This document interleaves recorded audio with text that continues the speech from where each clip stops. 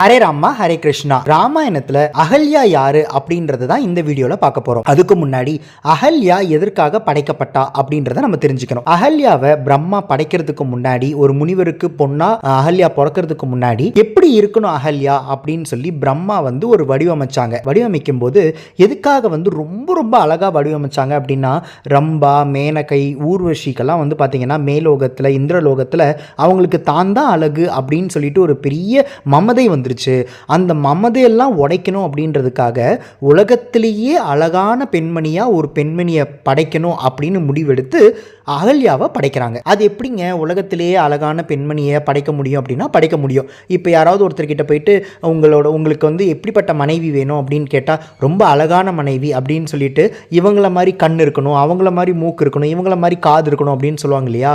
அந்த மாதிரி எல்லா பெண்கள்கிட்ட இருந்து சிறந்தவற்றை எடுத்து அதை ஒரு பெண்ணா வடிவமைச்சாரு. அந்த பெண் தான் அகல்யா. பிரம்மா வடிவமைச்சாரு. வடிவமைச்சு ஒரு முனிவருக்கு பொண்ணா பிறக்க வச்சாரு அகல்யாவை. அகல்யா பிறந்து வளர்ந்து கல்யாண வயசு வந்ததுக்கப்புறம் அகல்யாவை யாரு கல்யாணம் பண்ணி கொடுக்கலாம் அப்படின்னு அவங்க அப்பா முடிவெடுக்கிறாங்க. அந்த சமயத்தில் பார்த்தீங்கன்னா அகல்யாவை பெண் கேட்டு பல பேர் வராங்க. இந்திரதேவன் கூட வரான். ஏன்னா இந்திரதேவன் ரம்பை, ஊர்வசி, மேனகை எல்லாம் பார்த்துட்டு அவங்கள விட அழகான ஒரு பெண்ணை பிரம்மா படைச்சிருக்காருன்னா கண்டிப்பாக நம்ம கல்யாணம் பண்ணிக்கணும்னு சொல்லி இந்திரதேவன் பெண் கேட்கிறார். கௌதம மகரிஷி பெண் கேட்கிறார். இந்த மாதிரி பல பேர் பெண் கேட்குறாங்க. அந்த அகல்யாவோட அப்பாவுக்கு யாருக்கு நம்ம கட்டி கொடுக்கறது, இந்த மாதிரி எல்லாருமே பெண் கேட்குறாங்களே, அதனால் என்ன பண்ணலாம் அப்படின்னு யோசிக்கும் போது நாரத மகரிஷி அந்த பக்கம் வரார். அப்போ நாரதர்கிட்ட ஹெல்ப் கேட்குறாரு. அப்போ நாரதர் சொல்கிறாரு, நான் ஒரு டாஸ்க்கு சொல்கிறேன், அந்த டாஸ்கில் யார் ஜெயிக்கிறாங்களோ அவங்களுக்கு கட்டி கொடு அப்படின்னு சொல்கிறார். உடனே அந்த முனிவர் என்ன டாஸ்க்குன்னு சொல்லுங்கள் அப்படின்னு கேட்கும்போது அவர் ஒரு டாஸ்க் சொல்கிறார். அவர் என்ன சொல்கிறாருன்னா, யார் முதல்ல நான் சொல்கிற விஷயத்தை பார்த்துட்டு வராங்களோ அவங்களுக்கு கட்டி கொடு அப்படின்னு சொல்கிறார்.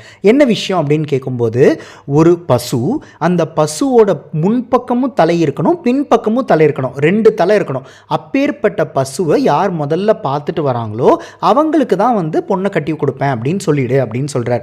இதை கேட்டோடனே இந்திரதேவன் ஐராவதம் யானையை மேலே ஏறிக்கிட்டாராம். ஏறிக்கிட்டு உலகம் பூரா சுற்றி வராராம், எங்கேயாவது அந்த மாதிரி ஒரு பசு இருக்கா அப்படின்னு சொல்லிட்டு. அவருக்கு கிடைக்கவே இல்லை. கௌதம மகரிஷி நம்ம கல்யாணம் பண்ணிக்கணும்னு நினச்சோம், ஆனால் இந்த மாதிரி ஒரு டாஸ்க் சொல்லிட்டாங்க, இந்த மாதிரி ஒரு பசுக்கு எங்கே போகிறதுன்னு சொல்லிட்டு அவர் டல்லாக உட்காந்துட்டு இருந்திருக்கார். அந்த பக்கமாக நாரத மகரிஷி போயிருக்காரு. அப்போ கௌதம மகரிஷி கிட்ட நீங்கள் ஏன் டல்லாக இருக்கீங்க அப்படின்னு கேட்கும்போது, இந்த மாதிரி நான் அகல்யாவை பொண்ணு கேட்டு போனேன், அப்போ இந்த மாதிரி சொல்லிட்டாங்க அப்படின்னு சொல்லும்போது, அவ்வளோதானே சிம்பிள், நானே உங்களுக்கு விட சொல்கிறேன், நான் தான் அந்த கொஸ்டின் பேப்பரையே கிரியேட் பண்ணேன், அந்த ஆன்சர் பேப்பரை நான் உங்களுக்கு கொடுக்குறேன், நான் காமிக்கிறேன், அந்த பசுவையும் நான் காமிக்கிறேன், அந்த பசுவை பார்த்துட்டு போய் பெண் கேளுங்க, பெண் கொடுத்துருவாங்க அப்படின்னு சொல்கிறாரு. உடனே கௌதம மகரிஷியும் சரின்னு சொல்லிட்டு நாரதரோட போகிறாரு. அங்கே பார்த்தீங்கன்னா ஒரு பசு கன்று ஈன்றதுக்காக வெயிட் பண்ணிட்டு இருக்கு. இன்னும் கொஞ்சம் நேரத்தில் கன்றுக்குட்டி பிறக்க போகுது.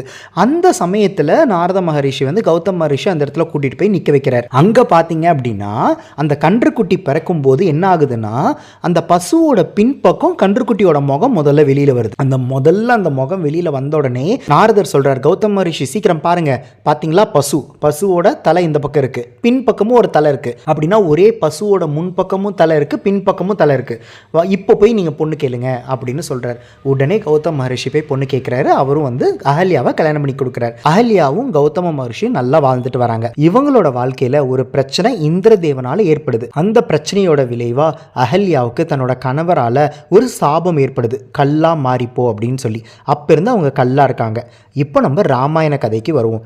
ராமாயணத்தில் விஸ்வாமித்திரர் ராமரை கூட்டிகிட்டு போய் தாடகை வதம்க்கு அப்புறமா அப்படியே கூட்டிகிட்டு போயிட்டு இருக்கும்போது போகிற வழியில் ராமரோட கால் தூசிப்பட்டு அகல்யாவுக்கு சாப விமோக்ஷனம் நடக்குது. அதுக்கப்புறம் ராமர் அகல்யாவை கூட்டிகிட்டு போய் கௌதம மகரிஷியோட சேர்த்து வைக்கிறார். நம்மளோட இசிஜி கார்ட்ஸில் அகல்யாவுக்கு ஏன் பாசிட்டிவ் சிம்பிள் கொடுத்துருக்குறோம் அப்படின்னா, அகல்யாவுக்கு உலகத்திலேயே அழகான பெண்மணியாக இருந்தும் கூட கொஞ்சம் கூட மமதை இல்லாமல் அவங்க வாழ்க்கையை நடத்தி வந்தாங்க. அது மட்டும் இல்லாமல் ராமரோட கால் தூசிப்பட்டு சாப விமோக்ஷனம் அடைஞ்சதுனால நம்மளோட இசிஜி கார்ட்ஸில் அகல்யாவுக்கு பாசிட்டிவ் சிம்பிள். இன்னும் நீங்கள் அகல்யாவை பற்றி நிறைய தெரிஞ்சுக்கணும் அப்படின்னா கண்டிப்பாக இந்த வீடியோ டிஸ்கிரிப்ஷனில் இருக்கிற லிங்க்ஸில் பாருங்கள். அகல்யா கௌதம ரிஷி வாழும்போது அவங்களுக்கு எந்த மாதிரியான பிரச்சனை வந்தது, யாரால வந்தது அப்படின்றதெல்லாம் கௌதம மகரிஷியோட கார்டில் இருக்கிற ஸ்கேன் கோடை ஸ்கேன் பண்ணி பாருங்கள். ஹரே ராமா ஹரே கிருஷ்ணா.